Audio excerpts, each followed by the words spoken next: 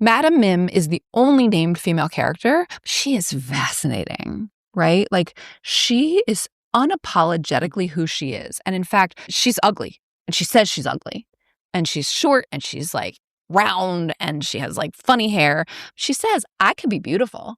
And she makes herself beautiful. And the way they draw her when she says that is like big boobs, narrow waist, big hips, long hair, like pretty face. And she's like, but why would I do that? She don't want it. And that's kind of awesome. Have you ever had something you love dismissed because it's just pop culture? What others might deem stupid shit, you know matters. You know it's worth talking and thinking about. And so do we. So come overthink with us as we delve into our deep thoughts about stupid shit. I'm Tracie Guy-Decker, and you're listening to Deep Thoughts About Stupid Shit, because pop culture is still culture, and shouldn't you know what's in your head? On today's episode, I'll be sharing my deep thoughts about the 1963 Disney animated film The Sword in the Stone with my sister, Emily Guy Birkin, and with you. Let's dive in. I know you saw this movie. We watched it together a lot when we were kids. I feel like it was one that we watched with our cousin Chris. But tell me, like, what's in your head? What comes up for you when I mention The Sword in the Stone? So there's a couple of things. There's Arthur Wart.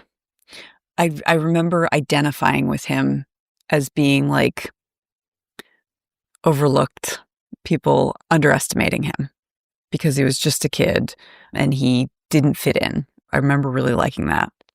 I remember loving the bad guy, Madam Mim, like the dark magic. I just thought she was funny.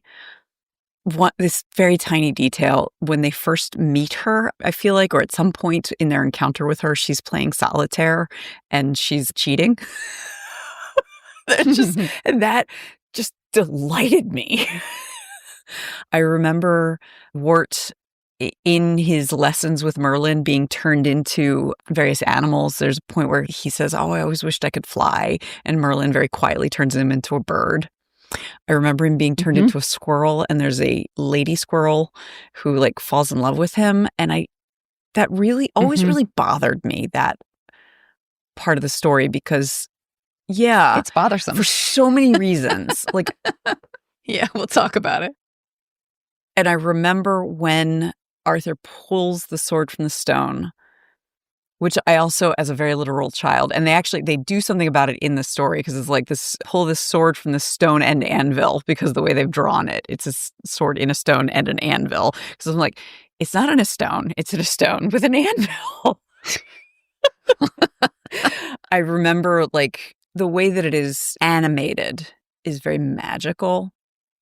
I also recall loving the fact that once Wart has pulled it, then Kay, his cousin, half-brother, adoptive brother, who's like big muscly guy, is like, oh, anyone can pull it once it's been pulled, and he can't get it. So that was so satisfying to me as a child. Now, I haven't seen the movie it's got to be 35 years. That chosen one trope I find troubling as an adult watching now, because it removes agency from the character. There's no free will. So as satisfying as I found that moment watching it as a kid, I think revisiting it as an adult, and it's, that's not the fault of like this Disney movie. It's baked into the Arthur myth. But because it stops there, we don't even get to see like, okay, all right, he's the chosen one, he's a kid. What does he do with it? We don't even get to see the Neo moment of like, okay, now I'm going to use my chosen one to like fight back against the evil or anything. So tell me, why are we talking about Sword in the Stone today? I swapped it in for a different animated movie that we had on the list for now. We recently talked about Beastmaster, so I was thinking about fantasy. Maybe that's why it sort of resonated more than what we had originally planned for right now. It was one that, like, I was totally charmed by when we were kids. It really, really stuck with me. And so I wanted to kind of revisit it. Regular listeners will know that I'm a big fan of animation.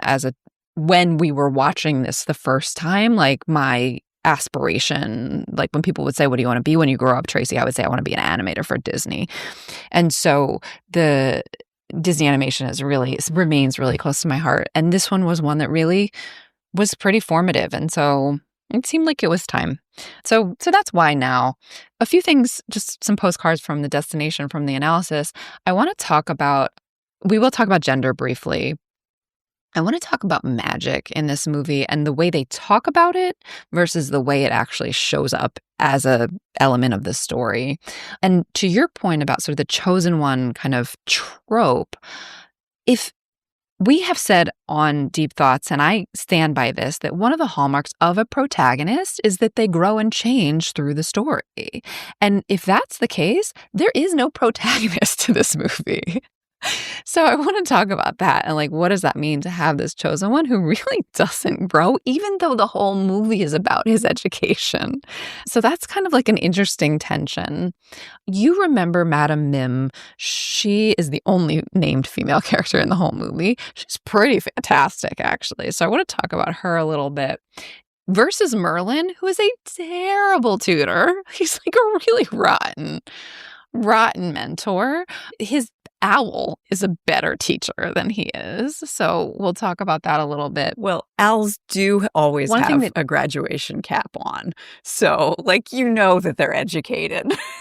They're just smart. They're going to be good teachers. One of the things that is interesting with Merlin for the audience, the contemporary audience, so this is 1963, and he sort of sees the future, which I don't think I fully understood as a kid, but he sees the future, including the 20th century. And so he makes these references to the 20th century, which are actually pretty funny. There's actually a lot of humor in this movie. There's like from Merlin, but also from Wart, actually, like these kind of snarky asides that are quite funny. And then briefly, like since we talked about animation, it's interesting that like ages ago, I don't remember which episode, we talked about Disney's Robin Hood, which has a similar sort of start. It's 10 years later, but it's like more foundational in my memory. So that's kind of an interesting thing too, the way that as consumers, when things are all predate us, the order in which we encounter them is not necessarily the order that they came. And so to a certain extent, like rewatching this movie, I was like, oh, it starts out just like Robin Hood. Actually, it's the other way around. When you said it was from 1963, I was like, wait, it was? It was my first reaction. I was like, I had no idea it was that old. Yeah. So let me give you a quick synopsis. This one, I'm not even going to say it. I'm going to say shenanigans ensue a lot in this synopsis because it really is like a series of vignettes almost. So it opens like Disney's Robin Hood with sort of an illustration of an illuminated manuscript that we open up. And so we learn that England's king, Uther Pendragon, has died, leaving no heir. And there's fighting and there's going to be a war, but then a miracle happens and this sword in a stone appears in London, and on the sword it says, whosoever shall pull this sword from this stone will be the rightful king of England, or something like that. And everybody tries and nobody can get it out, and it just sort of gets forgotten. And England is just kind of kingless, and the narrator makes it clear that's a bad thing. So because monarchy is the best method of it's the best form of governance, as we have proven throughout time, over and over and over again. So that's the book, and it's funny because I say it like the Robin Hood thing. Like I kept waiting for like one of the little illuminated characters to like start talking to me, like the rooster bard does in Robin Hood, and that doesn't happen. It actually is just like sort of still paintings, which felt kind of almost lazy. It's like really obnoxious of me as a viewer to say that, but it really sort of felt like lazy animation to have these like still, they're beautiful paintings, but like they aren't moving. Start talking and singing about exactly. Sir Kay and Wart. So it starts being animated when we meet Merlin. He's pulling water from a well, and he keeps getting all tangled up in his big long beard and like complaining about the medieval mess and how he misses modern technology. So from the get, we meet him and we see that he like has knowledge of our time, but is sort of in this medieval time and is just a little bit bumbling. Like he's got this beard that goes almost to his knees, and it keeps getting tangled up and stuff. So he goes back to this little thatch roof cottage, which is like maximalist decorated with like crap everywhere. And he's making tea and like arranging the house, and he starts talking to his owl, Archimedes, who is a intelligent talking owl. Just go with it. And he's expecting someone, and they're going to drop in for tea. And he tells us it's a young boy. And then he's like envisioning, and we see like in his like thought cloud, we see Kay, who is the adoptive brother. He's a lunk of a man, like just a total meathead. And Merlin says, oh, no, that can't be him. And then behind him comes this scrawny little thing, about 11. That's who we're waiting for. And Merlin doesn't know why yet. Kay, the lunkhead, is hunting with an arrow, with a bow and arrow. He's hunting a deer. And Wart accidentally messes up his shot, and the arrow goes way up high and down into the forest. And Kay's like he's chasing after Wart. We don't know his name yet. And is like really mad at him for messing up his shot. And Wart says, it's okay, I'm going to go get the arrow. And Kay says, you can't go in there. There are wolves in that forest. And Wart says, I'm not scared. I'm going to go get your arrow. So Kay says, whatever, I don't remember exactly how he says it, but basically like your funeral is the sentiment. So we watch Wart go into the forest, and a scrawny wolf takes interest in him immediately. Wart is just wandering the forest, and finally he sees the arrow. It's stuck up in a tree. He climbs up the tree to get the arrow. A branch breaks, and he falls through the thatched roof exactly onto the chair that Merlin has left for him.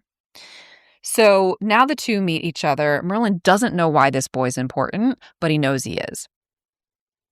We learn his name. My name's Arthur, but everybody calls me the Wart. Merlin says that's an unfortunate nickname. So the three of them meet. Archimedes and Merlin and Wart meet, and Wart is very polite, not at all scared by the magic. Like there's a little sugar dish with a spoon and his little lid that he uses as a hat that like moves around the table and like puts sugar into the tea and stops when the person says when. And like Wart is not freaked out by this at all, which I think is significant.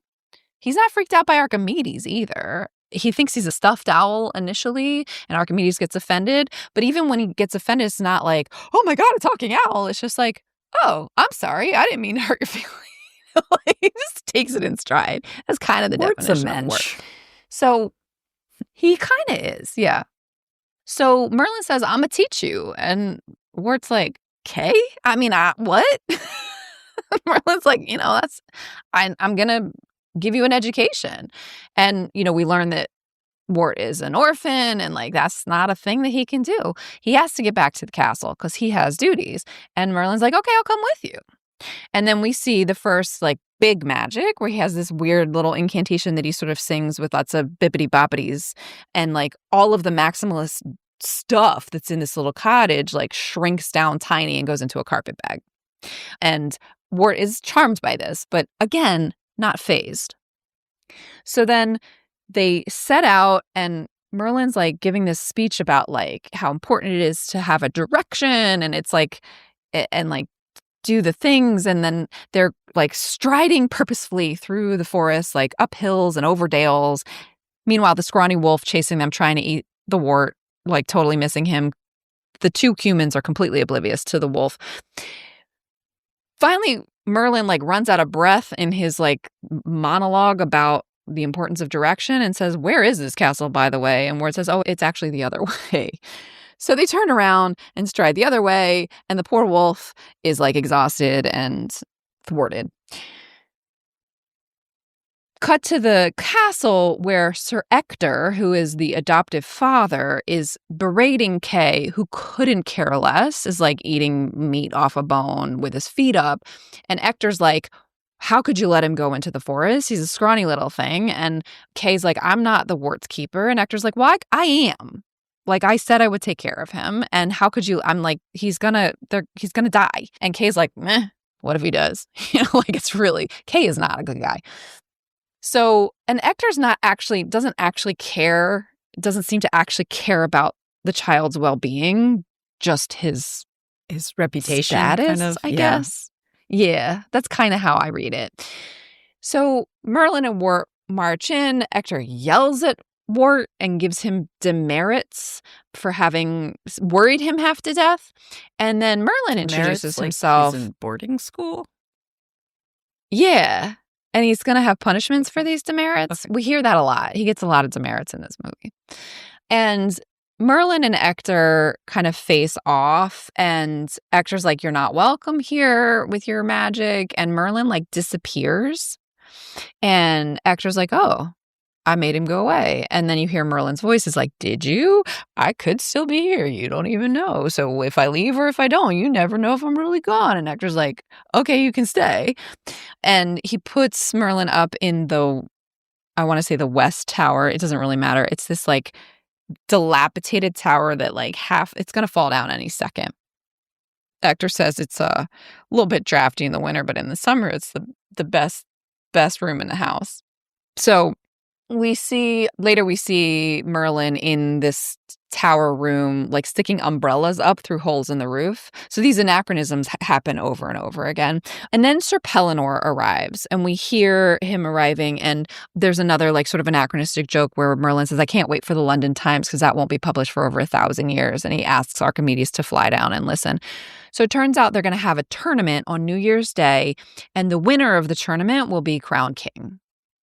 And so Ector's like, oh, okay, you're up to be knighted at Christmas time. You should, stick to your training, and then you could be in this tournament. And Wart will be your squire. And Wart's really excited about that. So that's sort of like a frame story. There's this tournament coming on New Year's Day. Right now, it's still summertime. So we see Wart helping with the knight training. Kay is terrible at it, and like the static horse that he's like jousting against keeps knocking him off his horse. And Merlin comes and finds him and is like, hey, I want to give you a lesson. And Wart's like, no, I got stuff to do. And Merlin convinces him to go. So they go for a walk, and they end up at the moat, and Merlin turns him into a fish. And they're swimming in the moat, and I suppose it's meant to be physics. There's like a little song that they sing, like, to and fro, stop and go. That's what makes the world go round. Oh my goodness, I remember that. It is a bit of a musical, but like not a high production musical. It's like just these two kind of thin voices with this child and this old man. So they have a great time swimming until this pike takes interest in little Wart and is going to eat him. And Merlin's like kind of stuck in a helmet from like a suit of armor. And he's like, brain over brawn, my boy, like outthink him. And so Wart does a little bit, but like just eventually like he's tired, and like the pike almost gets him, and he's like jumping up out of the water, and Archimedes actually saves him. Finally gets turned back into a human. And I don't know what the lesson was. Anyway, we see him sort of then explaining to Ector and Kay what happened. They do not believe him. More demerits. And by the way, the demerits come with kitchen duty. So doing dishes is the punishment. That feels a little bit important for some of the lessons that we were taking. So he's stuck doing like a kingdom's worth of dishes. Like the only humans we see in this castle besides, we see Wart, Kay, Ector, and then we meet a maid later, and Merlin. But there's dishes like there's like 100 people eating. Anyway, so Wart's cleaning dishes. He's like singing his little to and fro song, and Merlin's like, hey, let's have another lesson. He's like, no, look at all these dishes I gotta do. So even though Merlin told us from the very beginning when he made all of his stuff small to fit into the carpet bag, he said magic can't solve all your problems. But now he's solving his problem with magic because he enchants the dishes to do themselves. And they set up like an assembly line and they're like washing themselves. And so the two, Merlin and the Wart, leave the kitchen. Next time we see them, they're squirrels. And they're like jumping through the trees. And Wart is just like running and leaping and like not thinking first. And Merlin's like very carefully like jumping and still missing. And, that's kind of cute. And then what you remember, a female squirrel takes interest in Wart, and she will not take no for an answer. She has decided that he is her mate. And we learn from Merlin that squirrels mate for life. And Merlin thinks this is very funny, like very funny, until another female squirrel takes an interest in Merlin. And there are some funny moments where like Wart is saying to the squirrel, like, I'm not a boy, I'm a squirrel. No, I mean, I'm not a squirrel. I'm a boy, a human boy. And then later Merlin's like, I'm not a boy. So a really sort of bizarre thing that Wolf from the beginning comes back and almost eats squirrel Wart, but female squirrel who has the hots for Wart saves him actually, like biting on the wolf's ankles and stuff. And Merlin finally turns himself back into a human to dissuade the female squirrel that's into him, and then turns Wart back into a human. And the little squirrel that saved his life is like heartbroken. Like we see tears, like, and she's like has this little like whimper, like, like it's really, really sad. Like it's actually quite bothersome. And the lesson from that was not physics, but about love, which is more powerful than magic, Merlin tells us. Meanwhile, the maid, who does not have a name, like freaks out because the dishes are washing themselves, which, girlfriend, pause a second here. Do not look a gift self-washing dish in the mouth. Like you see that happening, you turn around, you go back, you put your feet up. Yeah. So she freaks out. Sir Hector and Kay come in and they're like fighting the dishes and like losing badly, like break their swords and get like knocked into buckets and stuff. So Wart and Merlin come back in and Hector's like, this is black magic of the worst kind. How dare you? And Merlin's like, washing dishes is black magic? Like, anyway, Wart gets more demerits.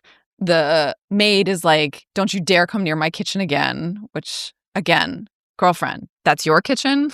Like, what are you doing? And Merlin feels real bad about, like, getting him in trouble. And, in fact, Wart loses the squireship. And Hector gives it to Hobbs, another kid, because Wart talks back to him. He says Merlin's a good person. He's not bad, and it's not bad magic. It's awesome, and whatever. He talks back to Hector, and as a result, he gets like, I don't know, 100 demerits or something, and he loses the squireship, and he's very upset. And Merlin feels really bad, but whatever. Now you have more time for your studies. Then they get turned into birds, and Archimedes teaches him to fly, and a hawk shows up. And like at this point, like maybe look around for predators before you turn the kid into an animal. So running from the hawk, he ends up in Madam Mim's cottage. So she says she's the greatest magician, but she's a black magician.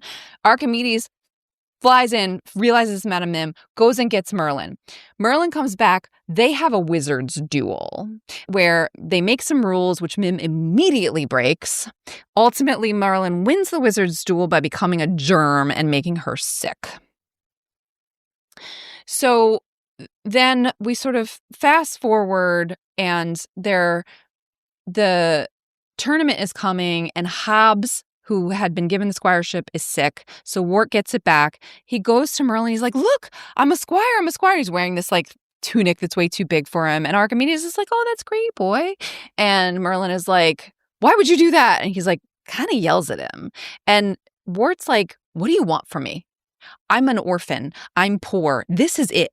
This is as good as it gets for me. And Merlin like just gets really frustrated and says, blow me to Bermuda, and leaves. So they go to London. Archimedes sticks with Wart, and they go to London, and it's the middle of the tournament, and Kay's up next, and Wart realizes he's forgotten Kay's sword back at the inn. He goes back to the inn to try and get it, but it's locked up because everybody's at the tournament. And Archimedes says, oh, wait, look, there's a sword over in that churchyard. And they go over there, and Archimedes is like, maybe you should leave this alone. And Wart's like, no, I need a sword for Kay. So he like pulls his sword out of the anvil, and like golden light bathes down on him. He takes it back to the tournament grounds. Hector immediately recognizes what it is. Wart says where he got it, and nobody believes him. So they go back to the churchyard and they stick it back in this thing. And he goes to take it out again. And that's when the thing you remember, Kay's like, anybody can pull it once it's been pulled. Kay can't pull it. Other people try. Finally, like some stranger with a beard's like, I say, let the boy try. And other people are like, yeah, that's what I say. So Arthur pulls it again, bathed in gold light. It comes out. And so Hector immediately kneels, apologizes for treating him bad, makes Kay kneel to his king. And then we cut to the throne room, and this scrawny little boy is wearing like the ermine and the crown, and he is miserable. And Archimedes is with him, and he's by himself, just him and the owl. And he's like, what am I going to do? And Archimedes is like, can you sneak out the side door? And he tries, but when he opens the door, you hear the crowds going, long live King Arthur. And he's like, oh, well, let's try this other door. Long live King Arthur. So he's like stuck. And he says, well, I wish Merlin were here. And apparently, having said his name, he's like Beetlejuice, and he shows back up wearing Bermuda shorts, and he says, the 20th century isn't as cool as I thought. And then or as I remembered, something like that. And then Merlin realizes he's King Arthur of the round, and he says something about a round table, and Arthur's like, round? And he's like, well, would you prefer square? And Arthur's like, no, round is fine. Merlin says, you are going to be the stuff of legends. They're going to write books about you and histories about you, and who knows, they may even make a motion picture. So it's like a reference to the movie we're watching. Wart says, what's a motion picture? And Merlin says it's kind of like television, but without commercials, which was very funny when I was watching it, because I have Disney Plus supported by commercials, so I just watched the movie with commercials. And that's the end of the movie. So shenanigans. Many shenanigans. So many shenanigans. So where would you like to shenanigans. start? I'm going to start with gender because it's easy. We can get it out of the way. This does not pass the Bechdel test. So reminder, the Bechdel test from Alison Bechdel. Are there at least two named female characters? No. We can stop there. Do they speak to each other? N.A. Do they speak to each other about something other than a man or a boy? N.A. So it does not pass Bechdel. So that's interesting.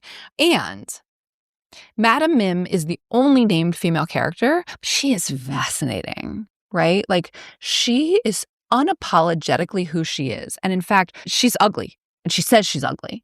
And she's short, and she's like round, and she has like funny hair. She says, I could be beautiful. And she makes herself beautiful. And the way they draw her when she says that is like big boobs, narrow waist, big hips, long hair, like pretty face. And she's like, but why would I do that? You know, she don't want it. And that's kind of awesome. And she's just like clever and like interesting. And the thing you remember about her, you know, playing solitaire, like, I don't know, there's something like really fun about her. So if we only got one, I'm kind of glad it was Madam Mim. Kind of like you talk about feminine archetype. She is kind of the witch. I mean, she's a witch and a crone. Yeah. She's like both. Like the zero fucks to give postmenopausal. Like, I am not dealing with this man's bullshit. Breaking the rules. Like, it's kind of that like, oh, this white dude.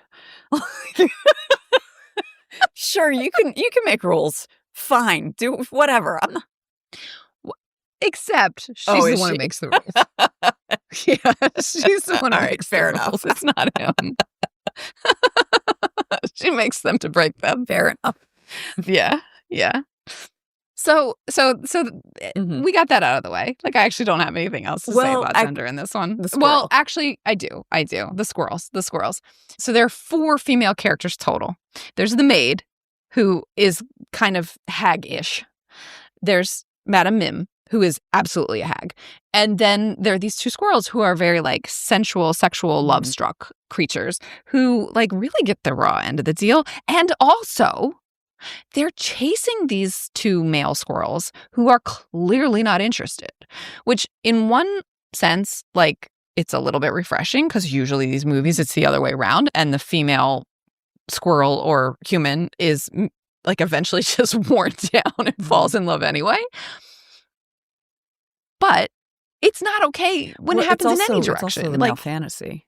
Yeah. And I don't have the words for it, but watching it this time, there was something disturbing about this picture of femininity that was so oblivious and just lovesick, sex crazed. Like crazy. That's all there was to it.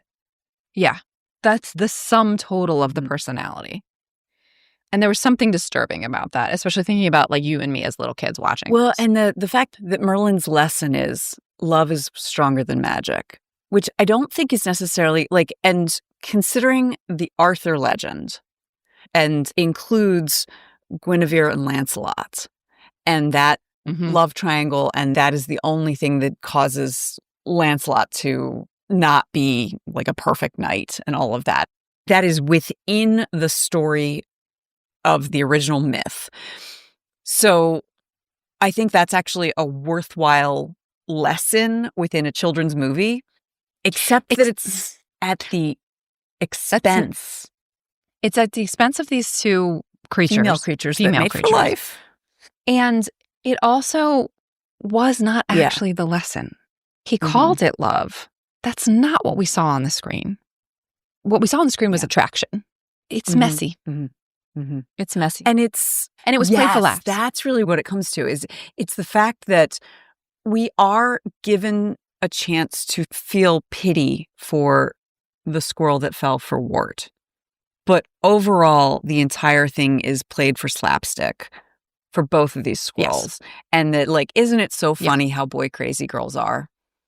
Rather than it being like, love is a force more powerful than magic, which I think is a worthwhile thing to think about and tell children about, and say, like, be cautious. Recognize that this is that love is a powerful force, and it can cause people to do things that are irrational and can really, really hurt people. So be cautious. Yeah. I remember always feeling terrible for that poor squirrel who we watched her cry. Well, and she risked her life. She risked her life to save Wart. And the fact that Merlin says squirrels mate for life, which I don't know if that's true or not. I don't either. I didn't look it up. But Merlin tells in the universe of this animation. And so I'm sitting there going, like, this poor heartbroken squirrel is going to, for the rest of her life, be lonely. Well, mate for life doesn't mean mate once. I mean, the squirrel that she was in love with is dead. Yeah. Because he's a boy now, a human boy. I think the widow can find another squirrel. Well, that's not how it works for, like, swans who mate for life. If their mate dies, they're done. Yeah. Poor swans. So that's just, I'm like, just a little romantic Emily as an 8-year-old. Just remembered, like, I remember, like, through that being like, feeling for the squirrel and feeling for Wart, knowing that as a little menschly boy, knowing he'd have a pang for her. He does. He says, like, I tried to tell you. And knowing every once in a while, he actually feels bad. Every once in a while, he'd be thinking about the squirrel, going, like, I'm sorry, you know. Yeah. As a king, going, like, maybe I could leave some acorns for her. Yeah. So let me talk about Merlin for a second. So, like, as a kid, the references to the 20th century were hilarious. They were so funny. Remember the Bermuda shorts like charming me. Yeah, I was really charmed by the references to the 20th century, or like, I can't wait for the London Times, or like, you know, he talks about helicopters and even the mention of television and whatever. Like, I was very, very charmed by that anachronism. It's kind of a dramatic irony, which kind of you thing. love, which I love. But within the universe, it's actually kind of annoying and irresponsible. Like, at one point, he's teaching Wart, and he talks about how we're going to discover that the world is round. And Wart's like, you mean it's going to become round? And he's like, no, it's round right now. And Archimedes is like, if he goes around saying that the world is round now, people are going to think he's a lunatic. He can't handle it. Like, stop. You can't give this 11th century kid 20th century or whatever. I don't even know if it's 11th century. But this, you can't do this. And so Archimedes takes over as tutor.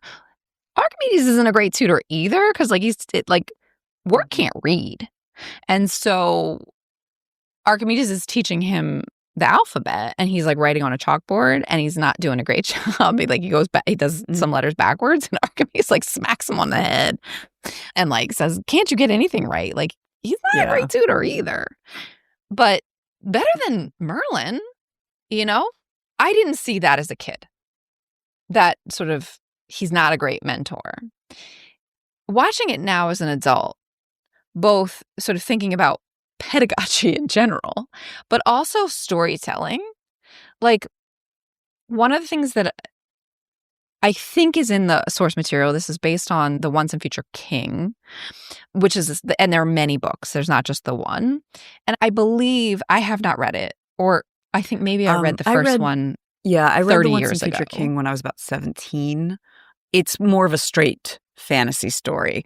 There's not the humor or the references. Like, I think Merlin can see the future, but he doesn't travel. Doesn't have access to time travel. Because this Disney and he Merlin doesn't make travels. humorous references. He just knows. Yeah. So what I was getting at in terms of storytelling and him as a teacher is that what's missing from this film, like, we have these vignettes of like he turns them into a bunch of different animals, and what's missing is how those experiences actually change and teach Wart. There's no evidence of that. Like, I think it would have been much more satisfying. So we see him pull the sword from the stone. He was just in the right place at the right time and happened to be the right kid. There was no sense in which, like, what he learned from being a fish helped him pull the sword from the stone. Like, I think that would have been a much more satisfying kind of story arc if somehow the lessons were lessons that helped him be the right kid. But he was just, as you say, he was just ordained. There's no agency. There's no growth. There's no, like, growing into the... Or even if his lessons were what led him to be reinstated as the squire. I'm thinking of what I was saying about how Frank Darabont improved on The Shawshank Redemption, where the money was from the warden's corruption. Right. Yes. Yes, exactly. If somehow, like, he had proven himself on the tournament grounds because of to and fro. Yeah, or if Hobbs had gotten sick because of what he learned about germs from Madam Mim's downfall. Yeah. Something. Instead, it's just coincidence. It's just luck. And so Wart starts this movie as, like, a mensch. He ends the movie as a mensch.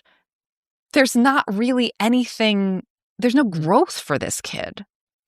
And the whole movie is about his education, but we don't actually see how it changes him, how it makes him better suited to be king, how it makes him better suited to be anything. What has he learned at all? It just doesn't, he just doesn't change. And that's unsatisfying sort of from a storytelling perspective. I'm saying it now because it's also sort of proof that Merlin's not a great teacher. Because we don't actually see any kind of growth in his pupil. This reminds me a little bit also of what I said during the Mrs. Doubtfire, where it feels like this is not a reciprocal relationship for Merlin. Like, teaching is like parenting, where it's not about, father seeing kids. It's about father and kids seeing each other. Teaching is not about like teacher like imparting knowledge. It's about the teacher and students interacting with each other and exchanging. It's about an exchange so that both are changed by the experience in some way. Yeah. Where Merlin's no different at the end either. No, Merlin hasn't changed either. Agreed. All right. 2 more things I want to talk about, and then I'll wrap up. So one is, I actually want to talk about the humor in this movie, because it actually is quite funny. It was funnier when I was a kid, just for the record. But it is quite funny. Like, Merlin's little asides are pretty funny, his sort of anachronistic asides. And Wart makes some snide asides too. Like, at one point, Merlin says, Archimedes is always grouchy when he's been up all night the night before. And Wart's like, he must be up all night. It's really funny. And so those little asides and like just little things like Mim does some stuff like that too that are just like these like nuggets of humor if you're paying attention that I imagine were rewarded in repeat viewing when we were kids. So that was just something that I wanted to note. And like Merlin's kind of buffoonery especially with his beard, he's often trying to prove like the merits of this future that he can see. So he has this flying machine that's like a little airplane, like a model airplane, and he like winds up the propeller and his beard gets all caught up in it. And then when he throws it, because his beard was caught up in the propeller, it just plummets down into the moat below.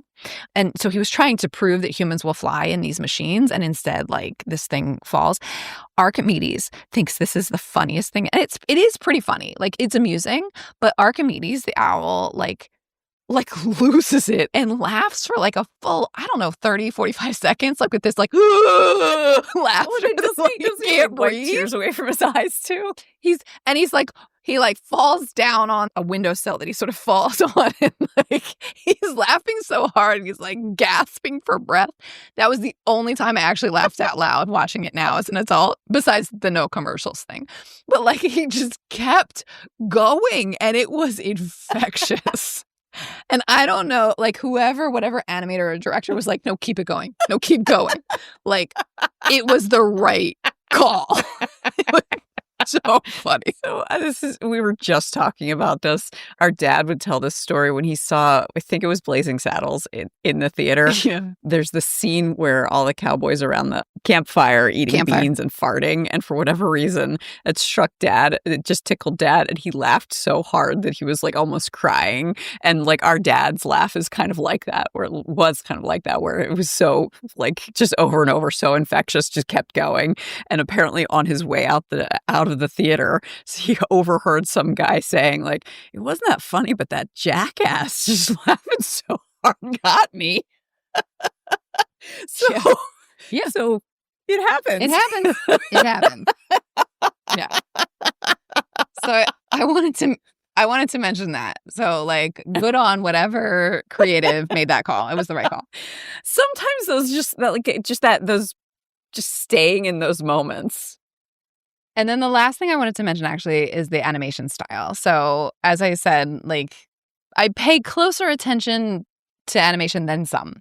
And one of the things I noticed about this one is that it has a slightly sketchy kind of a style where you can sort of see as the cells go, you'll see like a straight line or things. It's just a little bit sketchy, which is intentional, I believe. Although it reads a little bit as laziness, like this sort of still photos from the beginning. I don't think that it was, because there's a lot of work put into hand-drawn animation. Yes. But what I want to name is that it does feel a little incongruous with the subject. Like another commentator on Disney films, which I'll link this blog in the show notes because I think that I want to give them credit. But another commentator on Disney blogs noted that it's a similar sort of style, sketchy style, to 101 Dalmatians. And this commentator, and I agree, says that 101 Dalmatians sketchy style like works better with the content because it's sort of like a more whimsical. I mean, this film isn't whimsical, but it's sort of more improvisational, like with a jazz soundtrack and the time frame. It's like the time frame. It just like sort of fit the like ethos and the vibe, if you will, of the story in a way that I'm not sure the sketchy style fits this high fantasy medieval setting. Like I want it to be more like an engraving and less like a sketch or like an illuminated manuscript sort of. And so that was just something that I am sure I did not notice as a kid.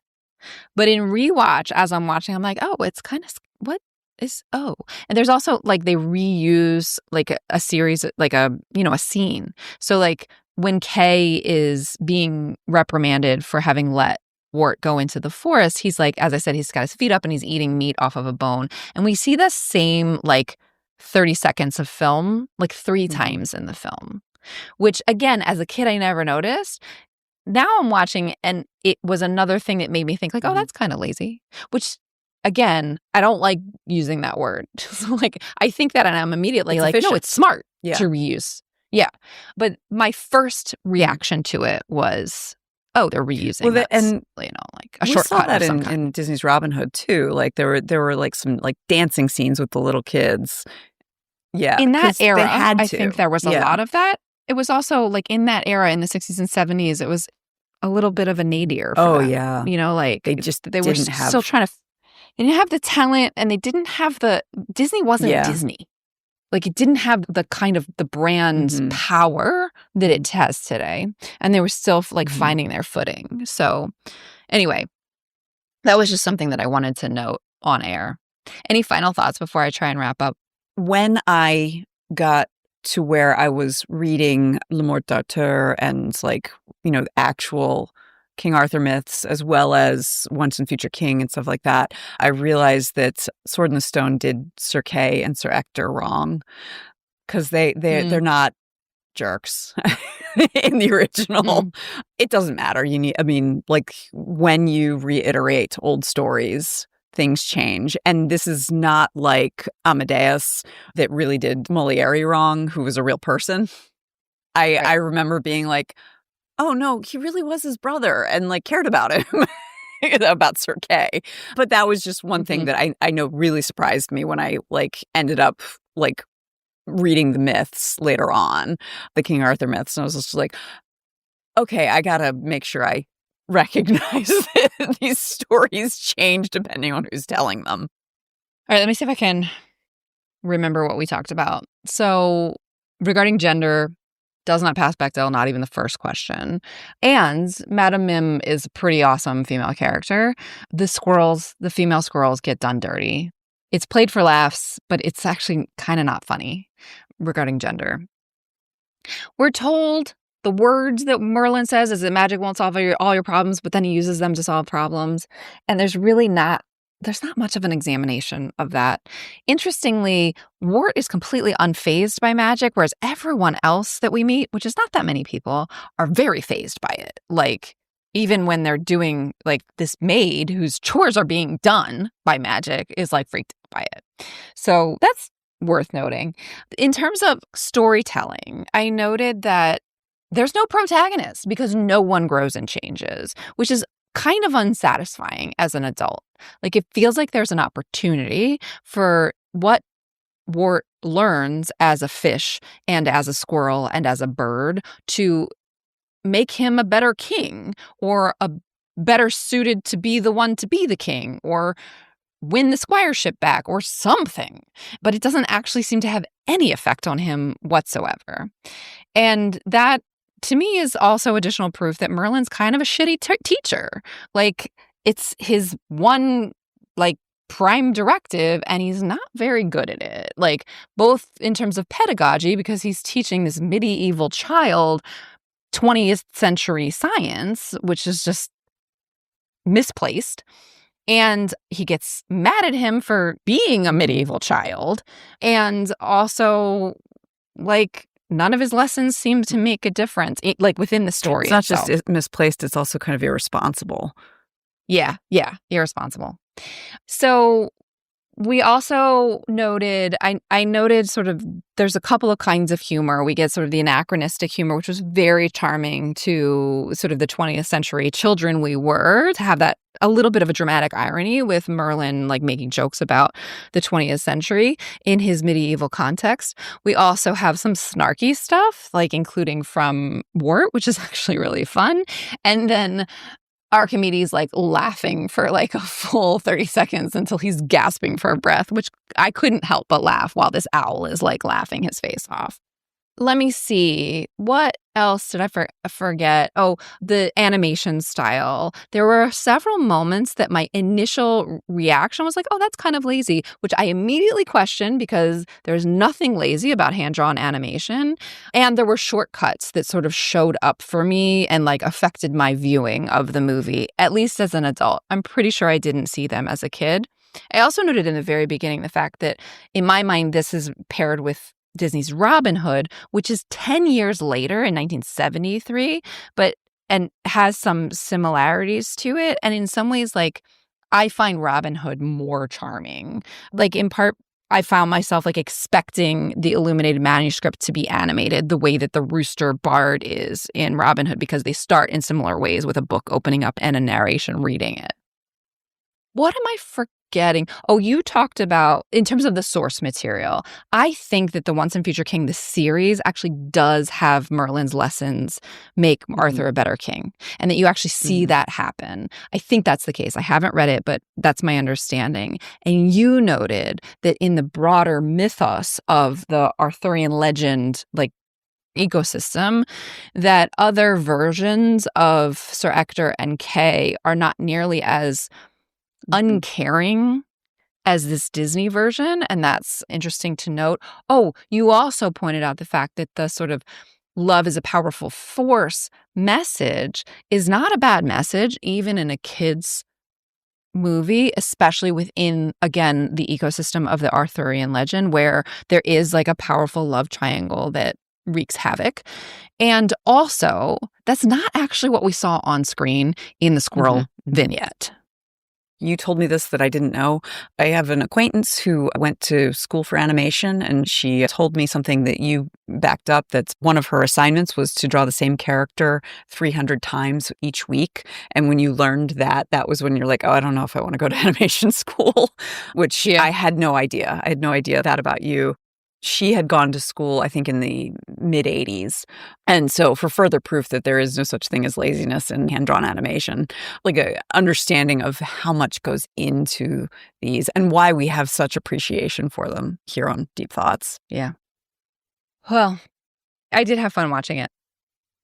So next week, I switched out. I was originally going to be talking about Golden Girls. I will be talking about that soon. But next week, because of the recent news about Stephen Colbert's show being canceled, I'm doing V for Vendetta. We generally don't try to be topical here because, the production schedule doesn't allow it. But because of what's going on in society right now, V for Vendetta is on my mind. So I wanted to do that next week. So look forward to hearing your deep thoughts. I'll see you then. This show is a labor of love, but that doesn't make it free to produce. If you enjoy it even half as much as we do, please consider helping to keep us overthinking. You can support us at our Patreon. There's a link in the show notes. Or leave a positive review so others can find us. And of course, share the show with your people. Thanks for listening. Our theme music is Professor Umlaut by Kevin MacLeod from Incompetech.com. Find full music credits in the show notes. Thank you to Resonate Recordings for editing today's episode. Until next time, remember, pop culture is still culture. And shouldn't you know what's in your head?